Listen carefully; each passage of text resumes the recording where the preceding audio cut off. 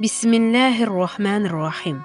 وَأَنْكِحُوا الْأَيَامَ مِنْكُمْ وَالصَّالِحِينَ مِنْ عِبَادِكُمْ وَإِمَائِكُمْ إِنْ يَكُونُوا فُقَرَاءَ يُغْنِيهُمُ اللّٰهُ مِنْ فَضْلِهِ. Ey gənclərin ixtiyar sahibləri, subay kişilərinizi və ərsiz qadınlarınızı, eləcə də qul və kənizlərinizdən evlənmək istedadı olanları evləndirin. Əgər yoxsul olsalar, Allah onları öz lütfü ilə dövlətli edər. Nur surəsi ayə 32. Deyirdi ki, axır zamanda baş verəcək mühüm hadisələrdən və şeytanın əsas hədəflərindən biri ailə institutunu məhv etməkdir. Ailə dağıldıqda artıq dəyərlərin və ilahi anlayışların ötürüləcəyi heç bir yer qalmayacaq. Məscid və məktəb çalışır, amma bu səylər ailədə ata və ananın yanında nəticə verir. Qısacası, Quranda açıq-aşkar əmr edilib ki, başqalarının evlənməsi üçün təşəbbüs göstərin və yardım edin. Rəvayətlərdə bu işin çoxlu fəzilətləri bəyan olunub. Din adamlarımız da hər zaman bu işdə öncül olublar və şagirdlərini, ətrafındakıları evlənməyə təşviq ediblər. Çalışıblar ki, gənclərin evlilik yaşı yüksəlməsin. Bugün artıq sübut olunub ki, evlilik yaşı nə qədər yüksəlsə, müştərək həyat daha çox çətinliklərlə qarşılaşır. Biz də şahid olmuşuq ki, bir çox şəhidlər hələ sağlıqlarında dostlarının və silah yoldaşlarının evlənməsi üçün çalışırdılar. Onlar şəhadətdən sonra da daha böyük güc və təsirlə xüsusilə gənclərin, o cümlədən evlilik məsələlərinin həlli üçün fəaliyyət göstərirlər. Bu barədə şəhid tələbə Əli Hatəminin və digər tanınmış şəhidlərin həyatından çox gözəl nümunələr nəql olunub. Amma bu sahədə təsirli şəhidlərdən biri həyatda olduğu müddətdə bir çox dostunun evliliyinə səbəb olan şəxs Seyyid Muctəba Ələmdar olmuşdur. O məddah idi və Sari şəhərində döyüşçülərin ən böyük dini heyətinin qurucusu idi. 1996-cı ildə kimyəvi yaralanmalardan şəhid oldu. Bu əziz seyyidin məzarı xüsusilə gənclərin ailə və evlilik problemlərinin həlli üçün ümid və dua yerinə çevrilmişdi.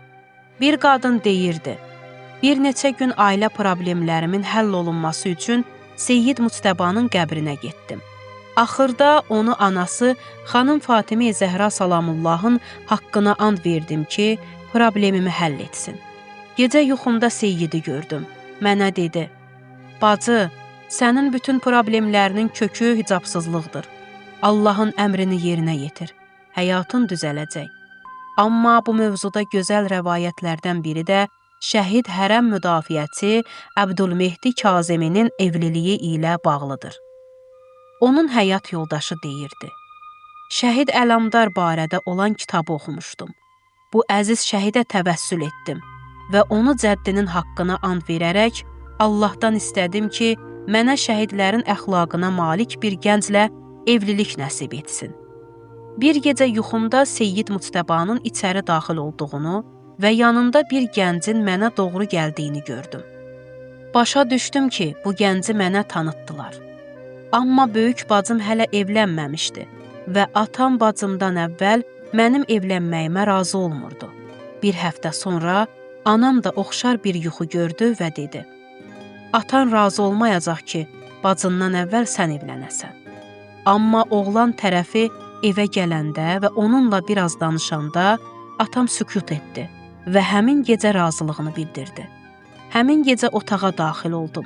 Başımı qaldıranda oğlanı gördüm və birdən-birə bütün bədənim titrədi. Bu, yuxumda şəhid Ələmdarla birlikdə gördüyüm o gənc idi. Söhbətə başlayanda ilk sualım bu oldu. Sizin şəhid Ələmdarla əlaqəniz varmı?